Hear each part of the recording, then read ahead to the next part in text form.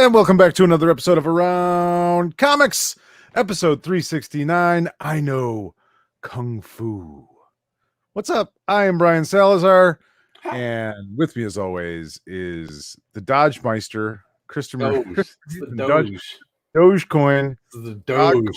Dogecoin. I got my second vaccination chills going on, and my Dogecoin is bouncing around like a damn ping pong ball, and it's I have no idea what's going on. It's but apparently we're talking about like comics and stuff. So comics. It's 420 today. Is 420. Today is 420. Yeah, I just got to but I don't. What's going on, man? How are you? I'm all right.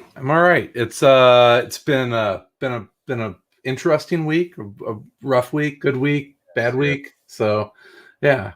So for folks that I'm not going to get into it, but folks that are that listen to the show that are friends with me on Facebook, we lost Parker last week, and I know he's kind of been background noise for the show for a long time, and it's popped up on stuff. Yeah, so we lost my best friend Parker. So so that's been tough. But never easy thing. We've talked about it, but yeah. Well, also not named after Peter Parker, named after the Donald Westlake character. Well, there you go. Yeah, the Donald. Yes.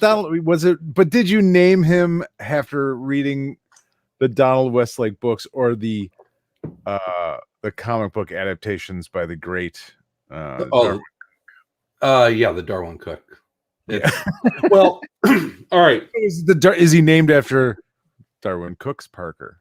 Because technically Parker that was all coming out. Yeah, that was coming out, and that's when I started. So to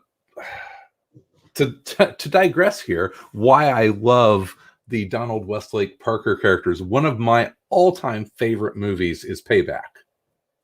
Mel Gibson, the director's cut of Payback is one of my absolute favorite movies, and also a really interesting movie to bring up in how to not market a movie, because they just absolutely destroyed the box office for that movie by how it was mismarketed. They were trying, because it tested well it in their focus groups. They ended up marketing it as a comedy because of like the three funny lines in the movie, and you have no idea that it is a hard-boiled, kind of rough and tumble bad guy, noirish. So I absolutely, and they fired the director and then recut it. It was Zack Snyder's Justice League before Zack Snyder's Justice League. I had seen it. I liked the theatrical version. I've seen the recut version. The recut version is fucking superior. I don't know. Maybe it is. I don't know. I don't know. That actually makes sense. I don't. What do you mean that actually made sense? They have a completely different ending. Chris Christopherson isn't even in the director's cut. Well, that's a shame then. I mean, that's bad. Why would you not want Christopherson? Yeah, it was shoehorned in there.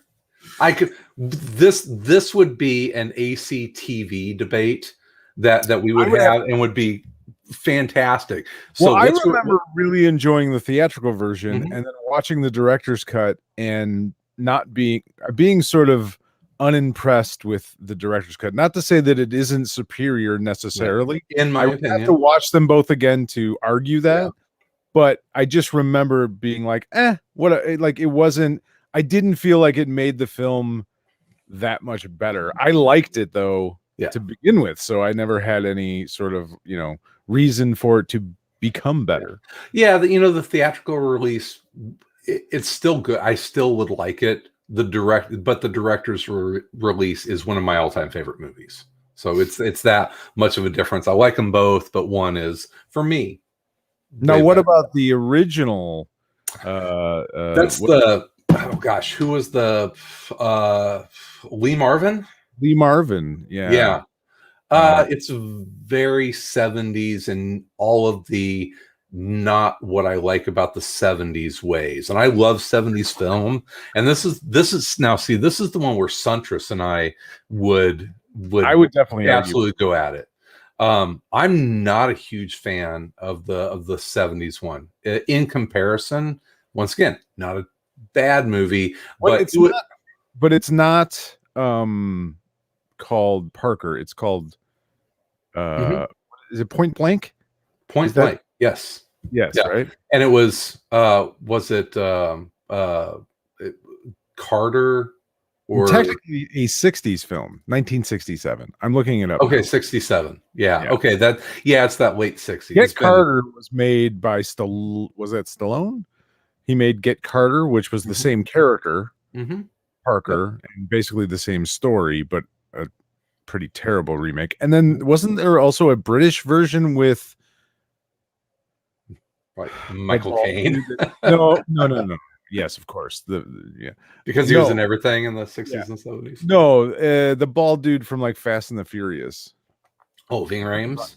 I thought no, not that bald dude, the other bald dude. So that's the bald guy from Fast and Furious. I know. I was like, I haven't seen that one. Is Ving Rhames even in that movie? I don't even think he's in that movie. Wait, in which movie? Fast and the Furious. Oh, Vin Diesel. Sorry. That's the other bald guy. That's the other British bald guy. Yeah. He was in the Untouchables. He was in Lock, Stock, and Two Smoking Sorry, Barrel. The Ving Rhames thing. I was talking to David Price today, and he asked me what was in the box, or what was in the case in Falcon and Winter Soldier. And well, you made that joke on our show. If he was a patron, how would they know that I made that joke already this week? I don't know. If they were patrons of the show, they would have heard that joke live. Well, yes. And how would they hear that joke? By going to patreon.com/aroundcomics and signing up for as little as $5 a month. Come on, Sal. We've been doing this long enough. You should know when I give you the perfect transition. Lord, I'm too tired and old. This is true. Old age and treachery. So check out the patron stuff, and you get Sal and me talking about TV every week on ACTV. The next ACTV should be we watch both versions of and then we watch Payback, and we argue which is the superior film. Yeah, but do you watch the theatrical or the director cut or both? Christ, do I got to watch them both and then compare that? And I think watch the just director's cut. I think Point Blank and Payback would be awesome. Let's see this. So this goes back to my idea for, and we're sort of just vamping here, waiting for Tom. But this goes back to my idea for another segment of our podcast where basically you and I do a show where we take the whatever topic of the week. And it could be something serious, it could be something silly, it could be something whatever. Try and make it maybe comic book related, but not necessarily. Maybe just pop culture related, that kind of thing. And you have a for and against side, and we have to argue. Each of us has to argue one of those sides, but we don't know which side until we flip a coin, and then whatever it is, heads gets this side, tails gets the other side, and then we have to argue the side. This is just you feeding into your passion for arguing with me. It's not just you; it's everything. I argue with everyone. I always. So if there's, I tell you what, if there are anyone who wants to throw out while you're on the live feed, just give us a topic real quick, and maybe we'll debate. We can argue it right now. Yeah, right now while we're waiting for Tom, because aren't we all just waiting for Tom when it's all said and done? That should be a segment of the show, just the beginning of the show, waiting for Tom, and then we finally start Around Comics. We'll have a different theme song. It is. He's the wait for Tom is about three quarters of a cup of tea right now. So. Waiting for Tom. We're just waiting for Tom. Waiting of our life, just waiting for Tom. You love doing bumpers and theme songs for things. I have a there's a weird like wanted to be radio guy in me. And there's this chained up jingle creator. Probably, yeah. What do you want to do? I just want to make jingles. I do. I do. I don't know. I guess I do kind of. I think it's funny. I think I'm fascinated by jingles though. Like, do they even really have them anymore? I mean, no, and that's. I mean, they kind of do, but it's. I mean, there are. There are some still. There was one my son would always sing whenever it would come on. I can't remember it, but best jingle ever if you grew up in Southern Illinois, and for the like the 2 or 3 people that listening to the show that live in Southern Illinois will know that 5, 4, 9, 5, 3, 2, 6 Quattro's deep pan pizza. See, that's beautiful. I haven't lived there in 25 years. I could still fucking call Quattro's and order a pizza right now without looking it up. 588-2300 Empire. That was always fun.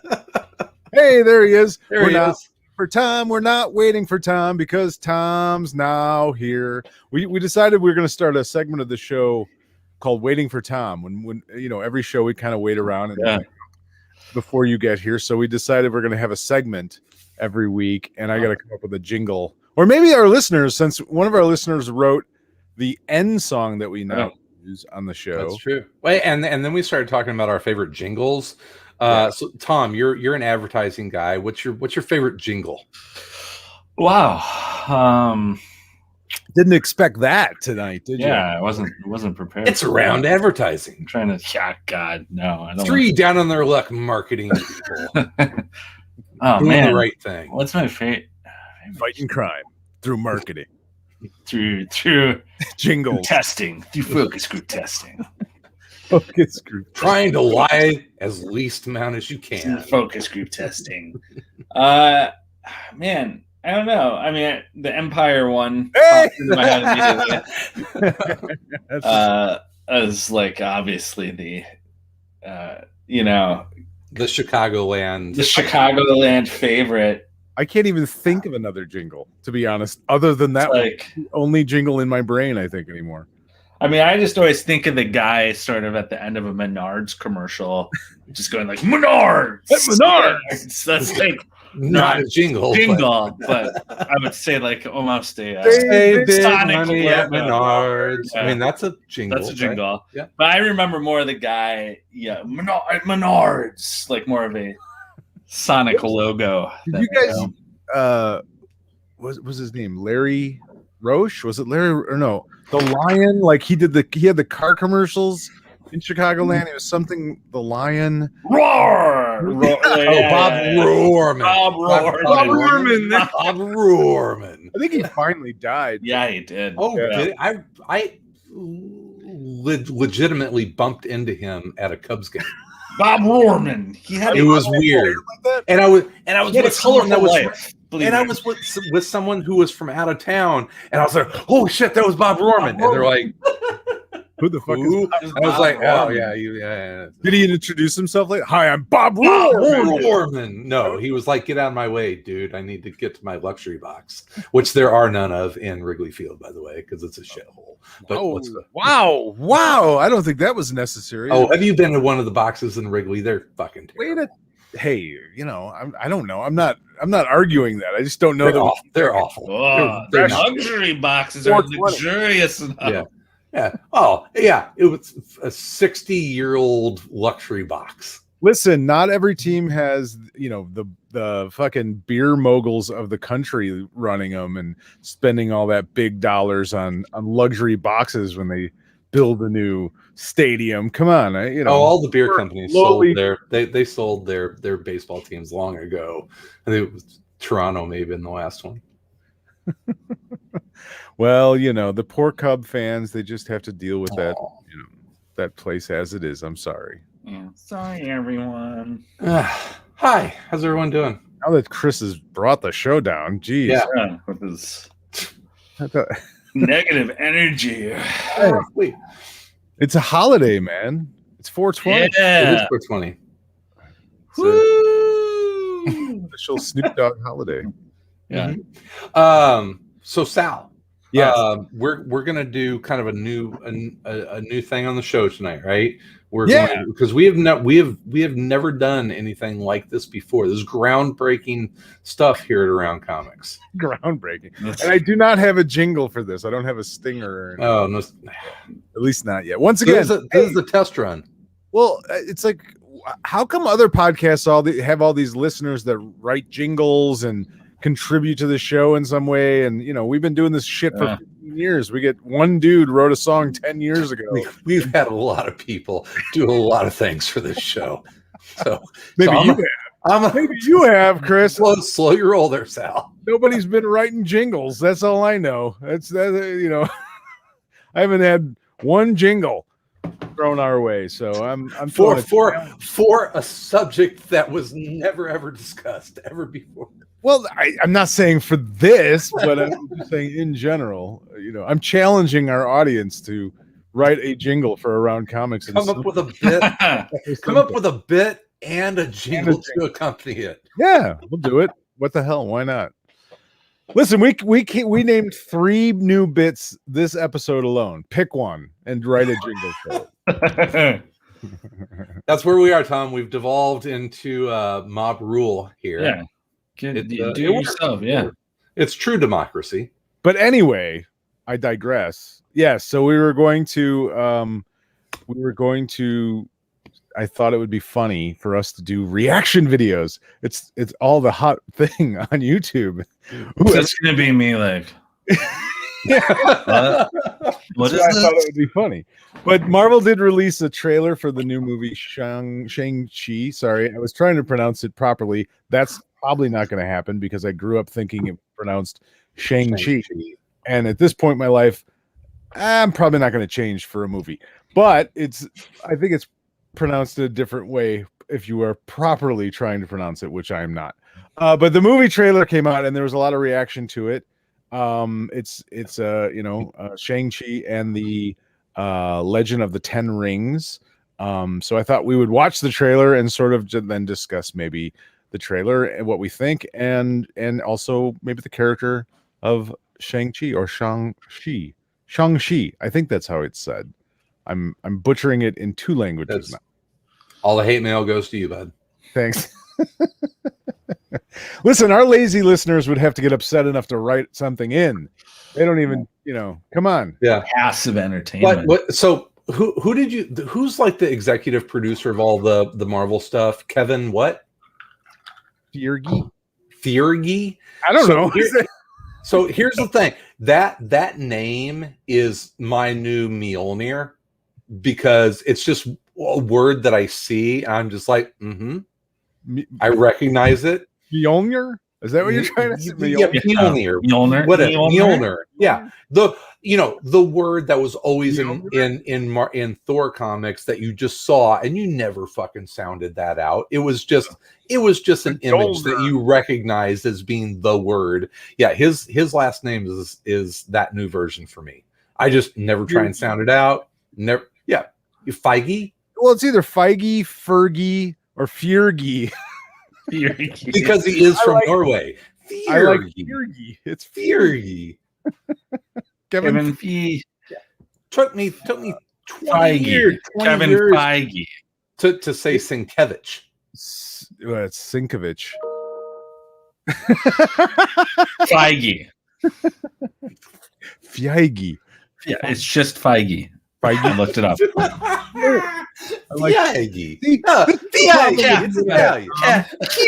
I don't need to know that. I was Feige. Fiergi. It's Kevin Fiergi. Here he comes on his boat.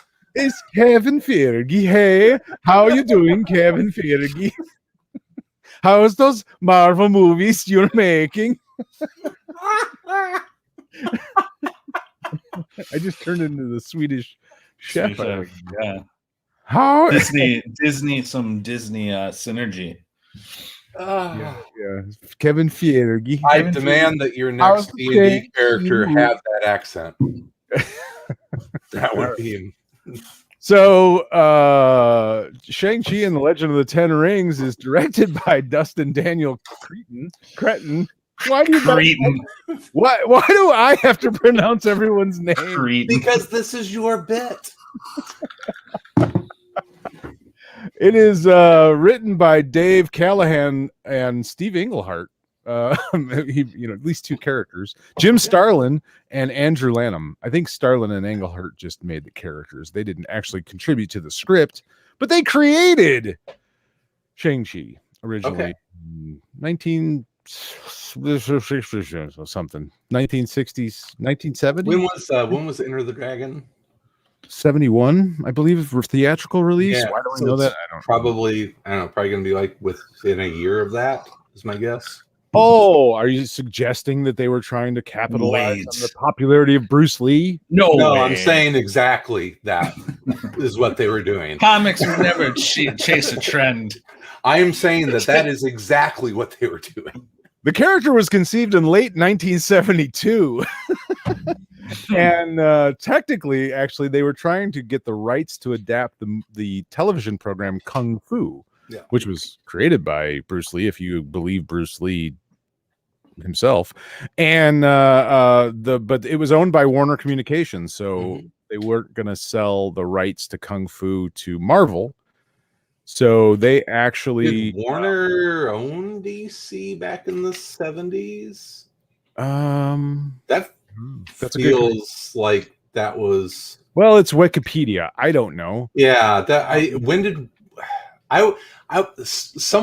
had heard someone else talk about that. On February 10th, 1972, assets of the Kinney National Company reincorporated as Warner Communications due to a financial scandal involving price fixing in its parking operations. I remember that big parking lot scandal. No, Warner Communications served as the parent company for Warner Brothers, the Warner Music Group, Warner Cable, and Dimension Pictures during the 1970s and 80s. It also owned DC Comics and Mad Magazine. Okay, well, there you go. So it seems like maybe the timing was correct, but I don't honestly know. It's the internet. Nothing is real.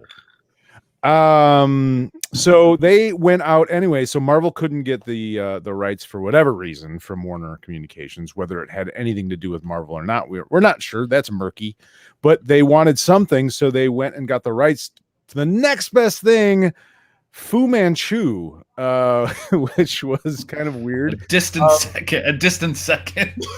The Kung Fu, the incredibly popular Kung Fu series. You want the rights to what? Yeah. So they created Shang-Chi as Fu Manchu's son, actually. Originally he was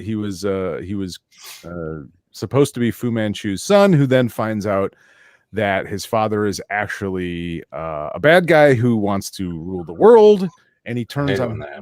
And that sort of has been played down to this point. Shang-Chi no longer really I don't think he answers to Shang-Chi Fu Manchu. Or is it Manchu or is it Fu? It would be Fu. Shang-Chi Fu, right? No? I don't know. I'm just guessing. That's the sequel. Yeah. But yeah, so that's kind of how he came about. And then and he kicked a lot of people's asses. He did. He knew all sorts of kung fu and different martial arts, and great costume. Great costume. He did. They do admit that he was, Paul Galassi later on, as he kind of, I think he was the artist on the series. The visual appearance was modeled after Bruce Lee. So you were right in that sense, sir. But I don't know. Well, yeah. No Bruce Lee, no Shang-Chi. Hey, I don't know. He didn't look like David Carradine. No, he did not look like David Carradine. So that's kind of I don't know how deep do you want me to get into the history of Shang-Chi here? I just does he has no superpowers, right? He might have like chi, that's kind of a superpower, isn't it? I don't know. Yeah, but he doesn't have like an iron fist. He does not have an iron fist. traveled to that. What was the land? The Iron Fist. The Kunlun. Kunlun. Mjolnir. Wow, we should not have done this episode. We can't pronounce a single fucking thing about these characters. I mean, to be fair, it's a little confusing. They can kind of be pronounced in many ways. Yeah.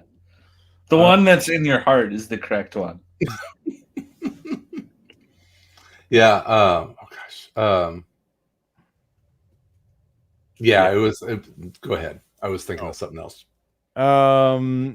Yeah. So I don't know. He's been in a bunch of groups. He's been in a bunch of series. Most recently the New Agents of Atlas. He was brought back, but there's a new series obviously coming out, and there's a movie coming out as well from Marvel. So there we have it. There's your little Shang-Chi kind of primer, and then you guys want to go ahead and watch the. Let's see. Let's check this shit out. Whoa! Oh, it's dark. I can't. We want our actual reactions, right? So not that I don't think anyone's gonna have that much. I hope we don't get kicked off of YouTube for this, because I'm not really sure. I hope we do. Tom's had enough of this episode. All right, let's go ahead. It's like these three guys who can't pronounce names. All right, here we go. Ready?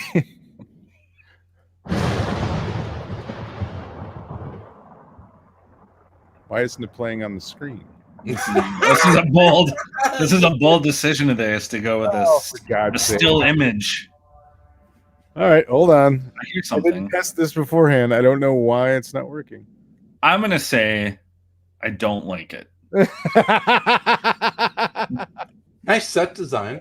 Let's try this again. Let's see. Share. I don't know why that didn't work. It's very odd. Nothing seems to be.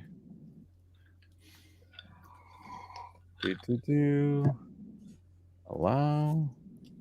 I mean, I might just have to do a new set.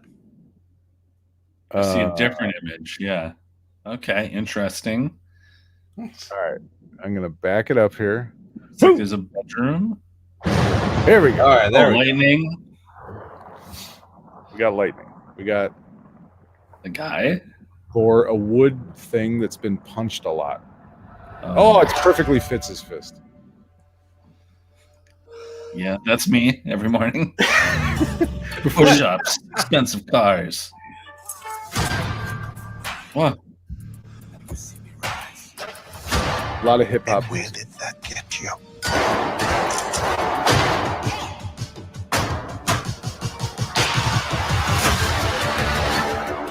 You walked in my shadow.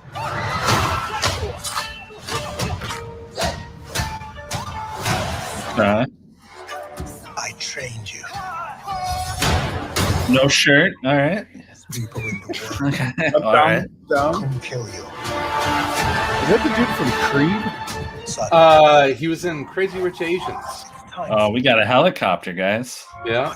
Also in Crazy Rich Asians. The helicopter? Yeah. Oh, there's lots of helicopters. That's not going to happen. There's some Matrix water, slow motion water.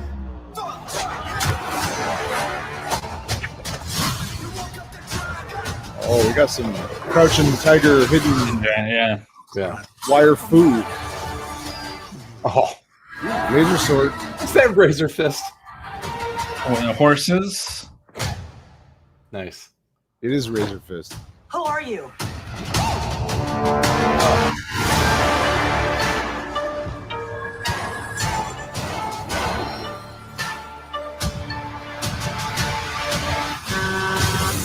Oh.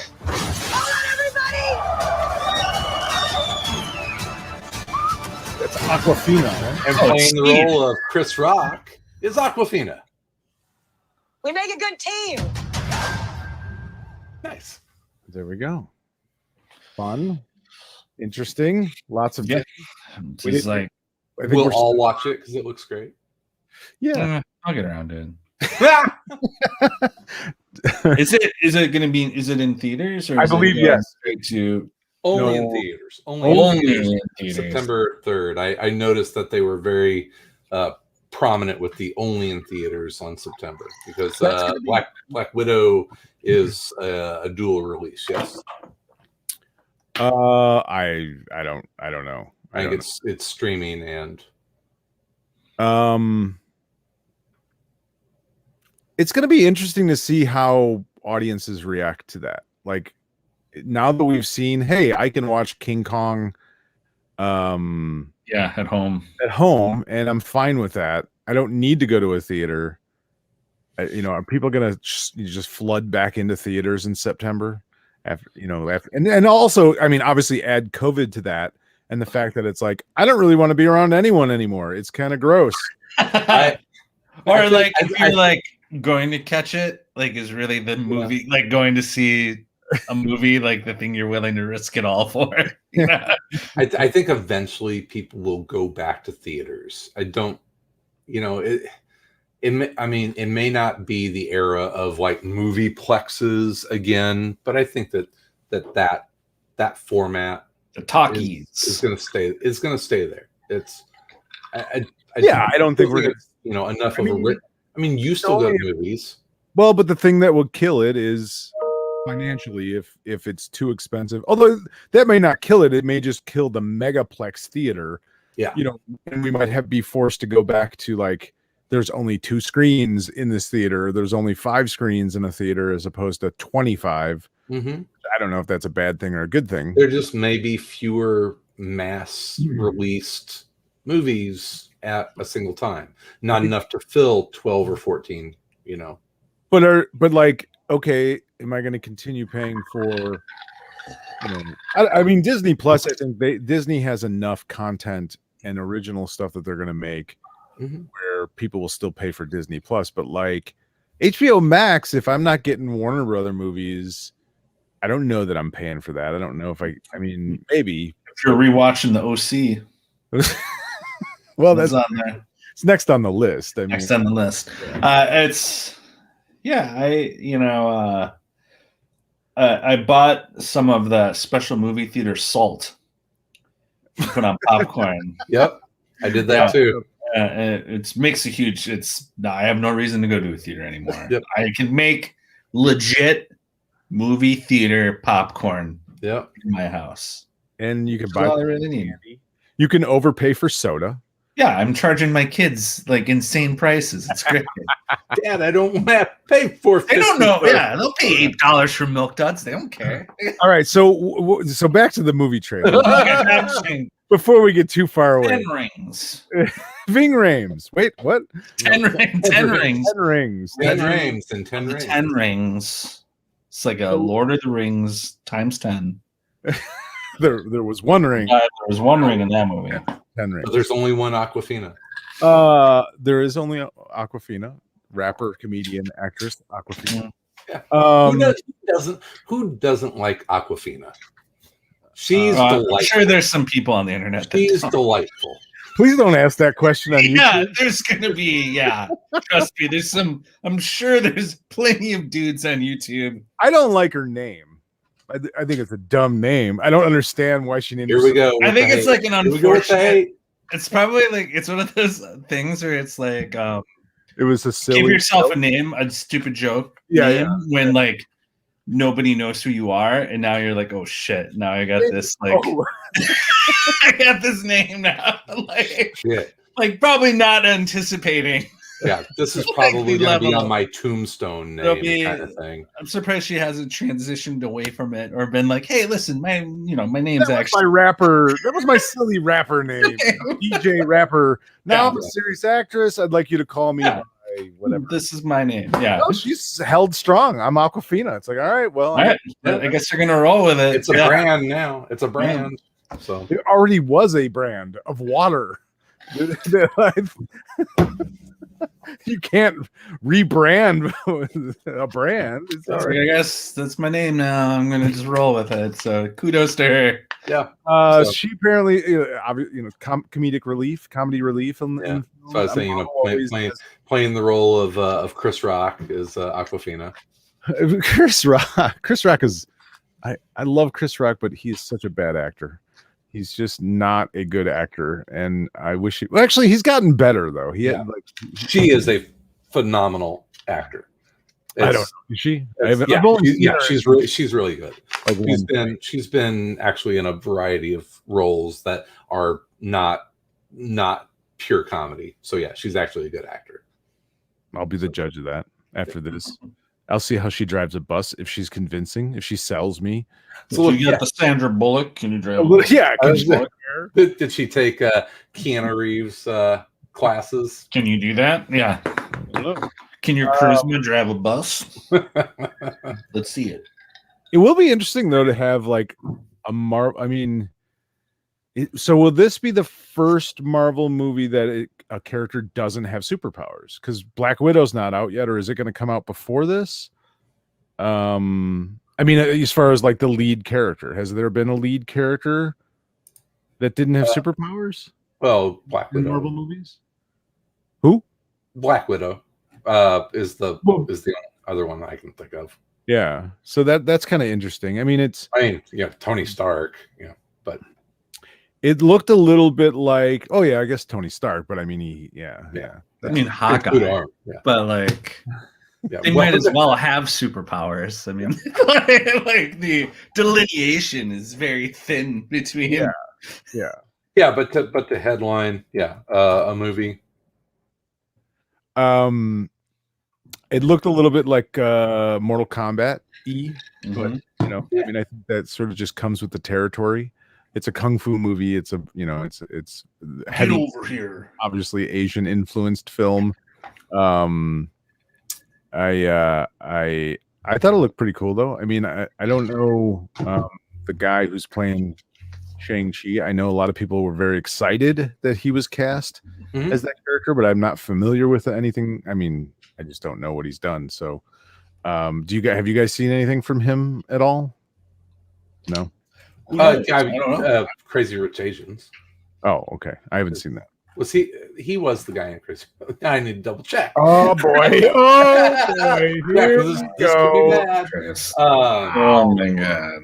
Oh well, he did get Ving Rhames and Vin Diesel mixed up. So, Chris, when you mentioned Chris Rock, did you mean Chris Tucker? Yes. Oh my god, that's 3. That is 3 in this episode alone.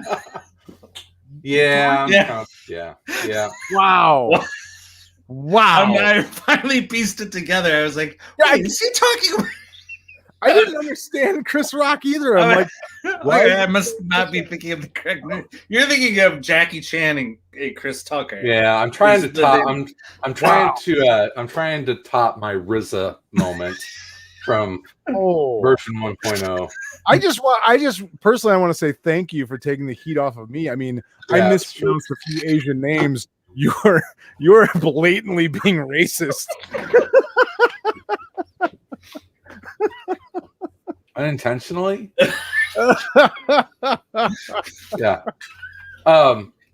So the guy playing Shang-Chi is also in Kim's Convenience, which Marta and I watch. So that's where I do. That's where I recognize him from the most. He was not in Crazy Rich Asians. Was he not in Crazy Rich Asians? I don't know. I'm assuming he was not. Wait, let me look at it. Oh God. Jesus Christ. All right, here we go. Yeah, probably not.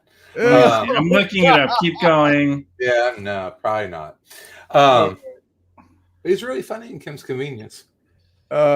Terrific. That's good. I got bad news. I got bad news for you, Chris. He's not in Crazy Rich Asians. The internet never forgets, does it? No. I think in the 15 or so years that we've done this show, this might be my favorite moment ever.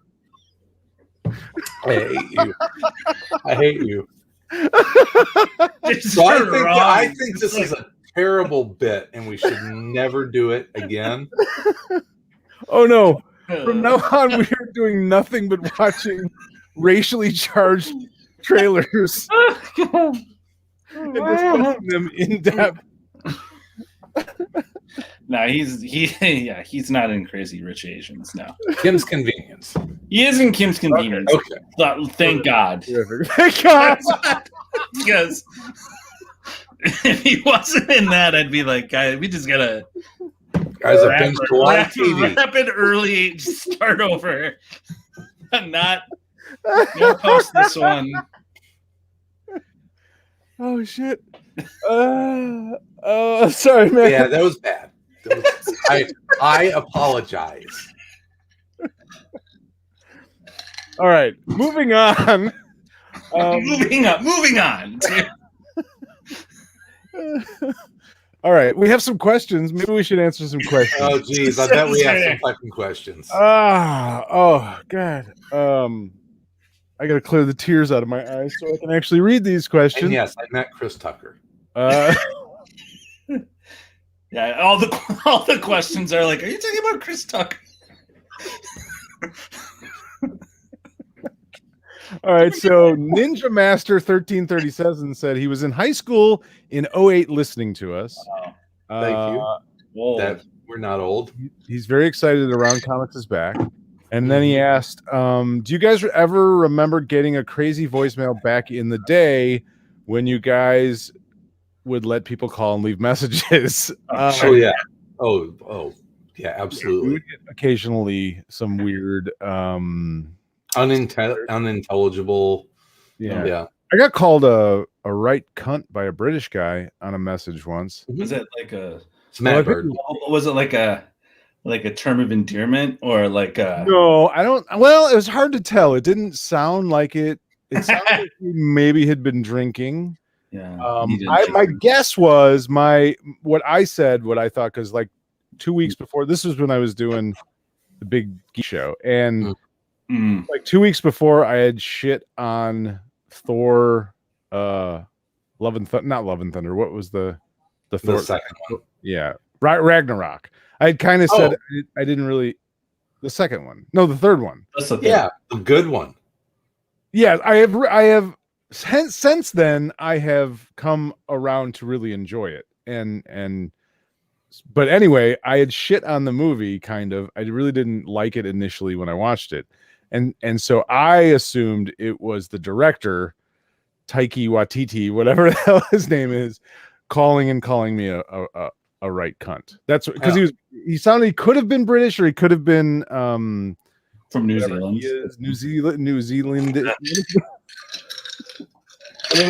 Wherever he's from, New Zealand.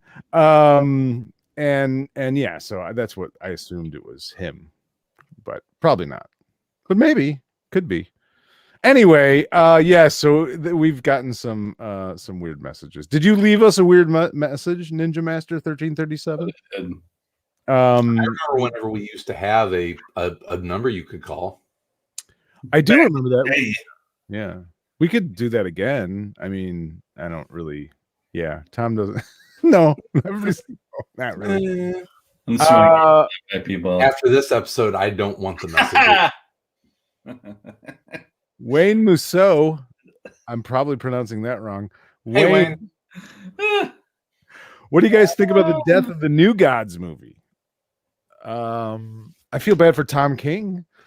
He was writing that and co-writing it. But honestly, I think DC needs to concentrate on less complicated characters than the New Gods. They really need a win. I think Suicide Squad will be a win. They do. They need a win. Yeah. I think Suicide Squad will probably do that because James Gunn, directed it. Yeah. Guardians of the Galaxy 2 was not a crowning achievement. So he doesn't have quite the magic touch all the time. You didn't like the Galaxy? I didn't like Guardians 2. Oh, all right. No. It's all right. I mean, I think it honestly isn't any worse than the first one. It's just like more of the first one where it's sort of like, what's this bad guy? Like, what's happening? They never really advance too much of the stuff in it, like in a way, like no, it's kind of boring a little bit. It gets kind of like kind of boring. He has an ability to sort of like the characters are very likable, and he creates a fun atmosphere from that. His story, yeah, maybe the stories aren't. I don't know. I really enjoyed Guardians of the Galaxy, the first one. Yes, actually, it's fantastic. Before, like, more recent Marvel movies, that was probably my favorite Marvel movie. I liked it. I really and I like the second one, but I can see why. Like, I haven't gone back to rewatch it. Right. Like, so I'm kind of like, yeah. It's like, I do think there's a certain advantage to like doing the Suicide Squad because you get to kill a bunch of characters. And you can just pick whatever like weird ass like polka dot man's in there, and like, right, like you get the full, you can kill whatever D-list villain you want, which I think is actually kind of, the missed opportunity of the first Suicide Squad film was like, really, like, you could make a movie where you're just offing weird bad guys left and right, and like you don't have to make it like a team. Like you can like, right. You don't have to have a bunch of people or a bunch of actors that you're gonna want to connect with as an audience, and so then not kill them off. Like, you're not gonna kill off Will Smith. You know what I mean? You're not gonna kill off Harley Quinn. You're not gonna you're not gonna kill off most of those characters. But yeah, Polka Dot Man. Who gives a shit about Polka? You have fun with Polka Dot Man. There's always one person who loves Polka Dot Man, who is connected to, and you can always bring back Polka Dot Man in a sequel, which would be funny. But it's like, didn't Fraction say that after he killed Stiltman on his like Daredevil run? He said, "I never knew there were so many Stiltman fans out there." Well, I think that was before the time we realized, and I think Twitter helped us realize that people just want to complain about everything. What? I don't know that it was necessarily there were that many Stiltman fans out there. They kill Stiltman. It was just comic book fans like to bitch and complain about things. So I remember that one Daredevil cover of that one character, and you killed him. I enjoyed the childhood. The Suicide Squad trailer was pretty good. Where I was kind of like, I could see this kind of working as like a weird, just collection of weird characters that you can kind of like throw together. Yeah, like you don't have to kind of obey any sort of rules of like, this is what a team is, and this like they. Like, I guess anything where you can have a giant mutant shark. Right. Like, there doesn't have to be like the team gets together in the end and they all like, I enjoy Guardians of the Galaxy, right? But it's like this ragtag group actually comes to love each other. Misfit. Yeah, you don't have to obey those sort of like tropes. You can kind of like make them, they're all bad guys. They can all be assholes. And right. But that takes a certain amount of balls as a film studio and as a director to do that, I think. And I don't. But hey, we get to see King Shark in a live action movie, and that's fucking awesome. Yeah, terrific. I'm looking forward to it for sure. I mean, I like James Gunn. I think it looks hilarious and crazy wacky. What I was going to say before though is I think you kind of nailed. Like, I've always kind of liked the Suicide Squad comic, but there's always been a reason. Like, there's been something about it's like, I can kind of take it or leave it. And I think that is it, where like it's always then comes to the point where, they're a team. They're like redeeming bad guys. Yeah. There's, Waller is, going to make them do this. And it's sort of that weird. It's, I like the idea of just like, just make it bad guys being kind of bad guys and not, make it so redeemable. So don't worry so much about if they're redeemable. People will find things to like about them. People love Rorschach. There's nothing, you know what I mean? Find something to like about these bad guys. Back to the top of the show before Tom was here. That's what I love about the Parker character from Westlake and then Darwin Cook, is that he was not a likable character. He was kind of a shit heel.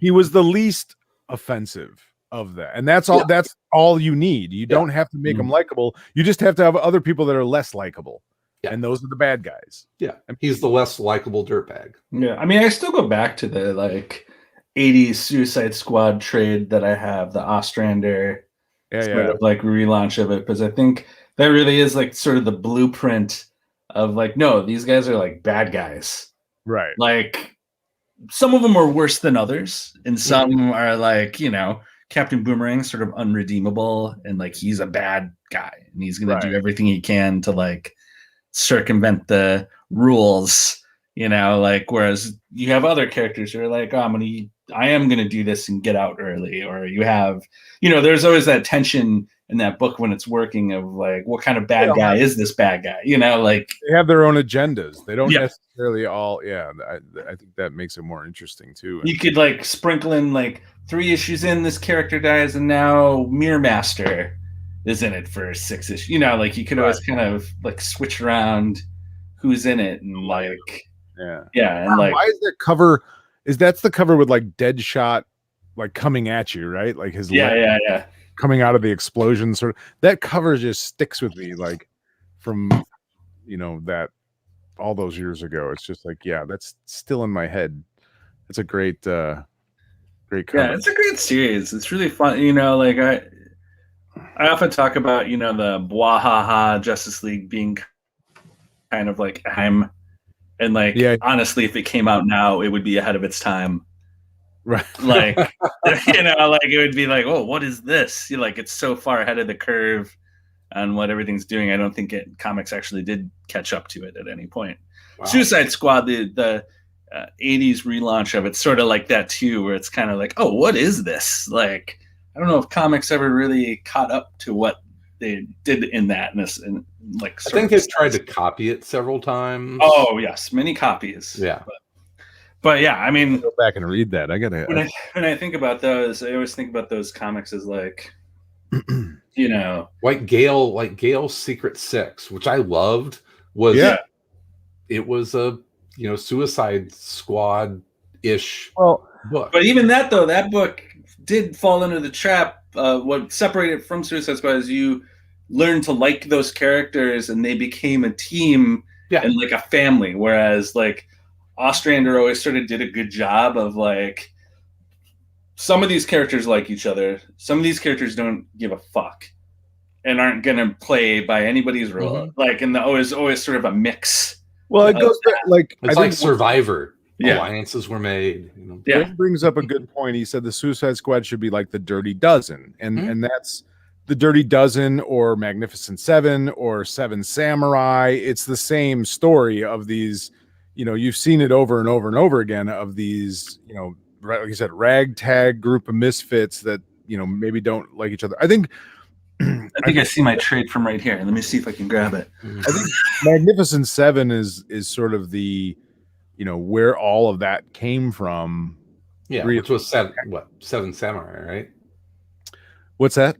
I'm sorry. Yeah, that's what I meant. Seven Samurai is where that all started. Yeah, Magnificent Seven is a direct take of Seven. It's a Western. But yeah, all those kind of like the 70s movies, a lot of those were oh yeah, there you go. You got the trade here. It's been I have the issue somewhere too, but yeah, I'm gonna keep this up as I'm gonna read this. Yeah, I want to read it now. I haven't read that in forever, and I gotta get a copy of that and read it. Yeah, Luke McDonnell art. I always liked the art in it too. It had like a real like style to it that felt different too, like artistically, of like more grounded, like almost in sort of the spy world roots of Suicide Squad in a way, but with the superhero characters, like doing superhero espionage. Yeah, it was. Oh yeah, I opened up a page. There's Clock King. There you go. That's like. Oh god. Yep. There you go. It feels very much like agents that are, what do they call it when left out in the cold kind of thing, where those guys are not discommunicate. God damn it! What's the word? I can't think of the word. Come on, Chris. You're an espionage guy. Like all I can think of is burn notice, and that's not. But what do they call that? What's the official like? I was gonna say discommunicated, but it's not. It's excommunicated. Maybe that's what. Yeah, you are. Or if you're in the John Wick world. Cover, this is one of my favorites. Suicide Squad cover. Yeah, this isn't the first one, but it's awesome. That's an awesome, really great covers. What they call it in John Wick? It's like you were wasn't persona non grata. Was it excommunicated? Might have been. Yeah, because it was like a Catholic Church sort of thing. Yeah. Are they doing a fourth one of those? And a fifth one? I don't know why they wouldn't. I mean, they just keep making money. Yeah. Yeah. Oh, speaking of, I believe the guy who's writing Shang-Chi was a co-writer on John Wick. No, something to do with John. Something to do with he co-wrote Crazy Rich Asians. I don't think that's true. And he's not. I don't believe he's Asian. The director. And I'm a horrible person, and I apologize. Disavowed. I got it all. Wayne came up with it. Disavowed. Okay. That was like Tom Cruise in Mission Impossible. Wasn't that what they called it in that? Disavowed. I think everybody's got a different term for it. I bet you Brubaker has, or I mean Greg Rucka has a different term. I bet he has a different, like, what does he call it in Queen and Country? It's probably something different than disavowed. No. But sacked. Well, no, it's the agents that are like, they're basically, they're dead, or it's pronounced dead, or they're just disavowed is like, now you're on your own. We're after you. You're a rogue agent or whatever, that kind of thing. But everybody in every kind of espionage book or movie or whatever, there's always those agents. My point being, it felt like that's what Suicide Squad felt like, was like they were a bunch of disavowed agents who now. What was the Brubaker Phillips series? They're one of their first. They're actually their first. Oh no, yeah, it was because he was. He had kind of gone through the same thing where he was a deep cover agent and then cut off from the agency while he was in deep cover. Right, because his handler was in a coma. Yeah. Right? Yeah. That's an awesome series. Sleepers, phenomenal series. One of my all-time favorites. Yeah. It's that, man, you want to talk about an awesome TV show? Sleeper. It would be. Yeah, it'd be awesome. There you go. Why you hear that, Hollywood? Speaking of Brubaker, Tom, you had brought up something before about how Brubaker. Oh yeah, that article about the Winter Soldier was on Comic Beat. Yeah, about the seeing Winter Soldier on screen and being sort of like, ugh, this doesn't feel good. This doesn't feel good. It was sort of it was an interesting article because it was like, like sometimes I feel like when fans talk about stuff like, Kirby made all this stuff and, like, did he get what he was supposed to get? It often devolves into sort of like, what is the legal right you have to this? And it becomes like all legality as opposed to like the emotional aspect of just like, moral. I don't feel good about this. I don't feel good about this, because it's like nowhere in the article is he like, they stole it from me, or like, no, it's more like it could have made me, it's very easy to make people who make these things happy. It's not outlandish to do it, like the headline of the article was that he had made more money for his cameo in the Falcon and the Winter Soldier, which I guess he had, or not in Falcon and the Winter, in Captain America, than he did for creating the character of Winter Soldier. It's just like that, I think my comment at the time was like, they keep finding new ways to fuck the creators. Well, also within the article was the story of Jim Starlin got more money for KG Beast being in Superman versus Batman for like 15 seconds than for Thanos.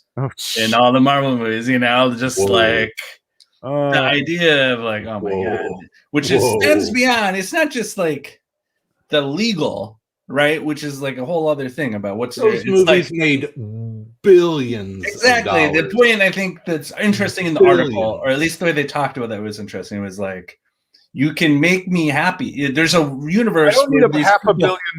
Yeah. It's like, yeah.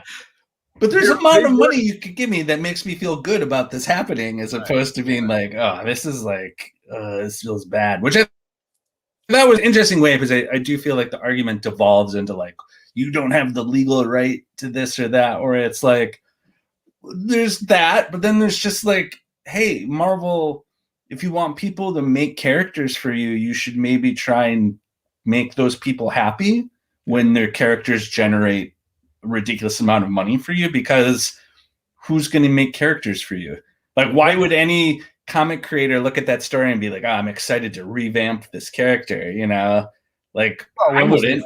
Like, I mean, we've heard that. We've heard that for years. They still do it. Creators still do it. They're so, it's a catch-22, I think, because they're so excited to work finally for a company that they've dreamed about working for years and years and years. They finally get to work on characters that they've maybe dreamed about working on, that it's hard for them not to put everything into it. You know what I mean? But I think we've talked about this multiple times about how I think you see more and more creators not creating, new properties for Marvel and DC and just doing their own thing through Image or Kickstarter or whatever, and being like, fuck it, why should I give them these characters? I'm not going to give them my best ideas. I mean, what you look right now, it's like Robert Kirkman figured that out early. Invincible may not have been as hardcore as it is, and as as bloody as it is, but he could have done Invincible at Marvel. Oh, sure. Well, that could be theirs. Go back to Mike and Tim's Gravity, or Mike and Sean's Gravity. Mike and Sean, yeah. Mike Norton and Sean McKeever created Gravity, which was at one point a pretty popular character, and they did a lot, of things with that character, and they saw really. I mean, I don't know. I'm speaking out of turn. Obviously, I know at the time when we talked to them years ago, but it's not their character. It isn't. I mean, that's part of it. You work, but that's the thing. Like when Starlin created Thanos, the idea that Thanos would then go on to, star in two of the biggest blockbuster movies of all, the culmination of a decade of just throw him some money, a small amount of money that's so tiny, right, compared to what you've made, could make someone make it go away, and they'd be like, oh, this is cool, whatever. Cool, great, and I know the at least like the DC's has always been better, I think, about that in the movies than Marvel has, and I think part of that was Paul Levitz took that stuff. Paul Levitz is why absolutely took that stuff really seriously about like, if your character shows up in a movie, you're gonna get something for it. Like a small, 15-second thing, like you invent, because I've seen various stories where it's like, oh, I invented this character and they were mentioned in the Batman movie. I got a little bit of money, it's even beyond that. I think we had talked to Andy Parks years ago, and he said in one of the Batman movies there was a scene where the Batmobile is like driving into the Batcave, and that depiction of the Batcave had been in a comic that he inked, and he said, yep, I got a small royalty check for that. And we talked, that was Paul Levitz that really pushed the creators having those types of royalties. Sorry, I only brought up that story because I thought it was a different look, instead of like this legal argument about like what you can and can't do. And it was more like, you made a huge amount of money off of this. Make some people a little happier about being part of it. I think in this day and age, it is interesting because we see so much online, so much outrage over companies that do immoral things, and it can be silly sometimes. What gets this gigantic response from people in regards to a corporation or someone that works for a corporation, and you see, you know, just tremendous amounts of outrage about it. But then you have Marvel, who for decades and you know, literally decades, have been screwing over creators and continue to do it now that they're owned by Disney and one of the largest companies in the world. It's almost expected. Yeah, it's but you don't hear the outrage. I mean, millions and millions of online people talking about those movies all the time, and nobody talks about the fact that these creators are getting screwed over and over again, and they're not getting the rights or we're just getting disrespected. Yeah. Well, they assume that they're not, because in Hollywood there are things like the Screen Actors Guild. You know, there are things like the, you know, writers unions. There are no unions in comics. Yeah, I mean, part of the reason I bring up disrespect is there's another section in there where he talks about how he couldn't even get into the movie party through Marvel. He had to, the guy who plays the Winter Soldier had to get him in. Like, he had to text Sebastian Stan and be like, hey, can we get, like, and Sebastian Stan, the guy in the movie, had to be like, yeah, let's let these guys in, you know, like, yeah, like the Marvel people didn't do that, you know, like, which is just awful. So, like, it's just disrespectful. It's like, I mean, just, you know, just and the thing is, it's not after parties, just that alone, you know what I mean, just showing these guys, these poor, I mean, comic book creators are like beaten dogs. Yeah, you know, just let them go to the party. And the thing is, it's not like he's a one-hit wonder writer that came up with this one character. He's one of the biggest names in comics. Why would you kind of go out of your way to be a dick to him? Well, there's reasons why guys like Brian K. Vaughan and I think Brubaker, you know, another perfect example, and Alan Moore, and you know, have kind of, and Mark Miller. I mean, to a certain respect, he doesn't work for any of the big two anymore. He works for his own comic book company. You know, he created his own empire. Walking away from these fucking companies because they just continue to do the same thing. That bless you. Yeah. But if you'd like to know more about this, you can tune in on our Patreon this week for ACTV, where Sal and I talk about the Falcon and the Winter Soldier. Oh, this is true. We do. It is the series finale. Give a shout out to Brubaker. Yeah. At the start of each one. Yeah. So yeah, I mean, we can talk about how shitty it is. We're still watching. Yeah. Ed Brubaker, in a strange way. Yeah, well, that's true. That's the thing. It's always this funny thing where, what is your line? It's really easy sometimes to bitch and complain about something you don't ever use, or you don't watch, or you don't really care about. But then when it's something that you know. But I also, sometimes I do feel like that's a little bit of a cop out. It's a little bit of a cop out to the people at Marvel who are people. Like, there are people who decide things, right? Like whether or not to give someone money, or like go the extra mile to make sure a creator gets taken care of. And I think sometimes we think of these giant corporations as just these monolithic things, but they're actually hiding assholes who use that as their way of wielding power and being a dick and treating people with disrespect. Because I work for Marvel, I work for Disney, you know, and I think you always have to be careful not to just, like, it's like, should you boycott Winter Soldier? I don't know if you should boycott Winter Soldier, but there is an actual human that works for Marvel or Disney who could solve this, but simply by deciding to, without any input from me at all, whether or not I watch the Winter Soldier, is they could just be like, you know, what would be the right thing to do? Just maybe throw a little money this guy's way, or they just treat him with some respect, right? And like, you know, like, the fucking party, man. Let him into the party. What a dick move to that. Like, it's so. When I read that, so petty. I was like, come on, like, guys, goddamn, dude. Hey, like, your job is you are nothing without the creators. Like, you are nothing. You have nothing.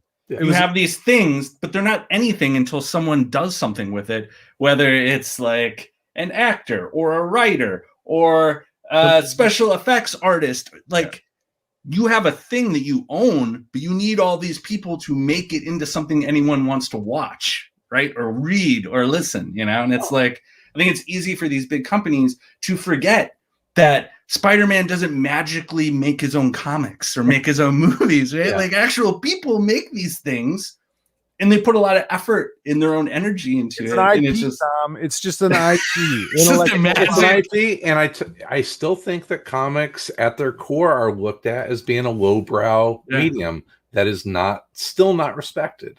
And I think that's changed. I think it's changed, and it's changed a lot in the era of the big blockbuster superhero movie. But I still think at large, it's viewed as a lowbrow medium. Far behind the curve Marvel is, where you see all these creators going to other places and they're making movies out of their stuff. I bet those dudes, I bet Kirkman doesn't get treated like that at fucking AMC, who's been, you know, like billions and billions. Yeah. Like, Mr. Kirkman, can I park your car for you, sir? Yeah. But, you know, like, act like a real entertainment company instead of like. Yeah, after this one, we're watching.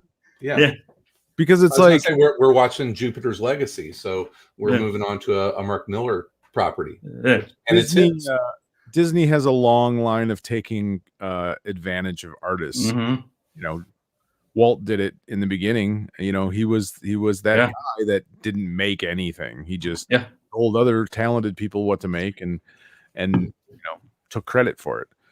Kind of like Stan Lee. No, no. Maybe I was funny. I was watching another podcast today, and there were two people on it that are in the entertainment industry, and they were talking about like back when they used to have to pitch stuff to executives like this, and they would have to go in and pitch them these things, and they would give them notes, and it's like this bizarre thing of like, you never knew what to expect because it was simply them trying to justify their existence. They didn't have any creative ideas. They didn't have any real original thoughts, or they didn't even care. It was simply just a thing. It was like, I have to contribute something. So it's like, I don't think that watch is correct in this scene. I think we could change that watch. Like that kind of silly thing where it's like they're just literally trying to justify this their character existence. would never eat a New York style slice of pizza. Exactly. It would never. This character would never play a pinball machine. Yeah. Yes. Yeah. Exactly. Against his ethos. It's not. What a ridiculous thing for you to have included in your story. It's wrong as the guardian of this IP. You know, like, yeah. It is interesting, though, that I think you've seen more of the actors take like time, and whether it's their agents telling them to do it or they're doing it on their own, you know, it's like you see a lot of like actors with the writers, the creators of the comic of a character on set, you know, inviting sort of like hanging out with them and that kind of thing. Well, they might be more in tune to actual making stuff. Right. You know, like the actual act of creation or like ideas of things. They're probably far more in tune with that than, you know, and they whatever. Can probably remember struggling. I hope that is the case. I don't know. The cynical side of me is like, well, that's good PR. Oh, it makes you look nice. Yeah. Which isn't the worst reason to be nice either. It is. That's not the worst reason to be nice. Absolutely. It makes me look nice. Yeah. I don't know how to do that. Nothing makes me look nice. Not the worst reason. But you're right. I mean, you see far more actors giving props to actual comic book creators, or at least like acknowledging the source material, or like the, you know, it's interesting. You know, like as you look at these things, you look at like a Disney Plus, which is this monolith of content, and like, you know, the Disney aura of like, you know, like Disney didn't invent the Muppets. They didn't invent Star Wars. No, they didn't those are wholesale creations of someone else's imagination. No, they finished the shit out of Game of Thrones. You know, that lazy George R.R. dude wouldn't finish his books. On HBO, They took it upon themselves. Yeah. To finish Well, to make a new season.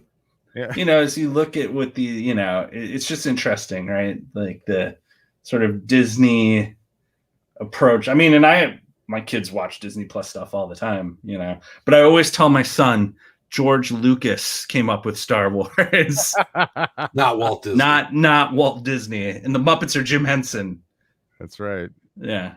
And everything else was created by Jack Kirby. Everything else was Jack Kirby. Jack Kirby came up with a lot of the Muppets too. Yes.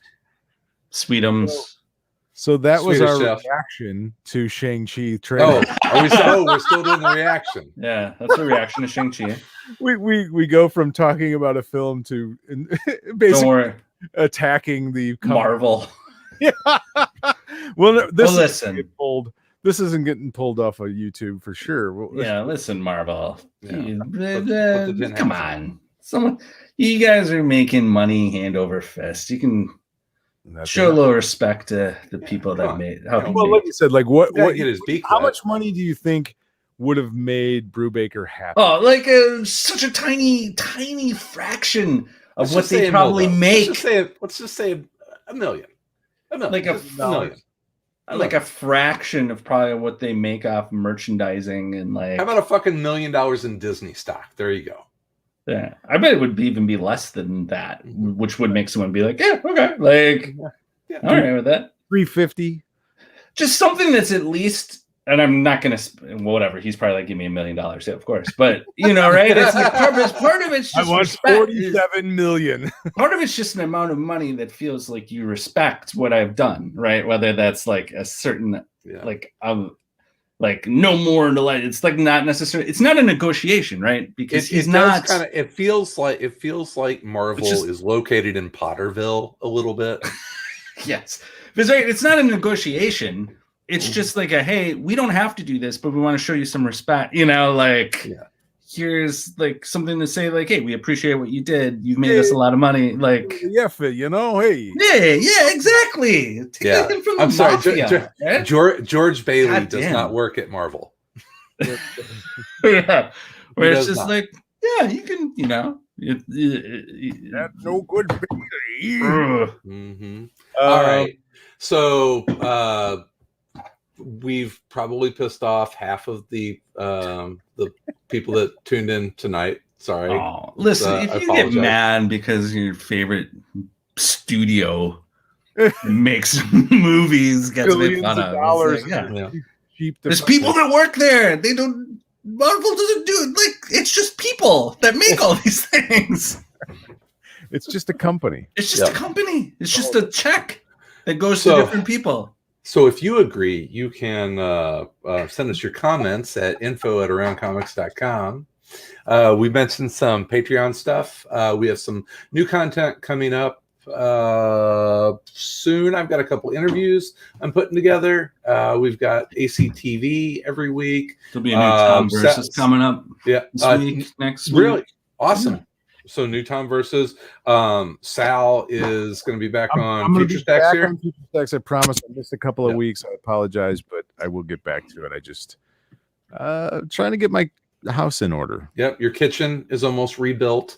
So So all that stuff available on Patreon. So go to patreon.com/aroundcomics. This one, of course, is free every week and broadcast live on Tuesdays at 8:00 Central Standard Time on the all of the video feeds that I won't list, and then is released as our audio podcast afterwards.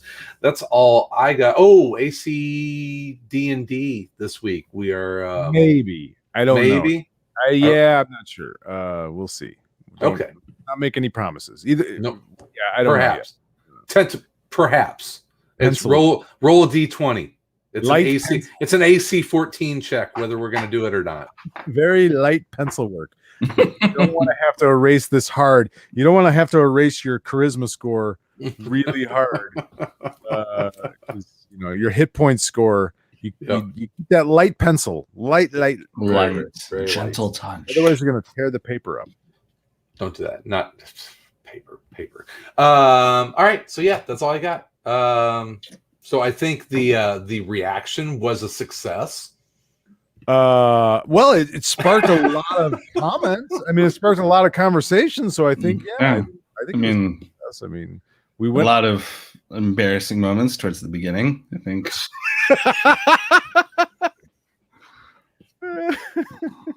Yep. There was some things that I think you're going to be ashamed about for a long time, Chris. Yep. There's definitely some. We're definitely going to be referencing different people being in Crazy Rich Asians that definitely were not in Crazy Rich Asians. Yeah, it's my RZA moment. Your second. Yes. Yeah. And third. So anyway, we'll be back next Tuesday with our regularly scheduled YouTube show. In the meantime, in between time, we'll be everywhere in and around that are not checking IMDb listings, so I don't do that again. Are Asian, and so Chris confuses them.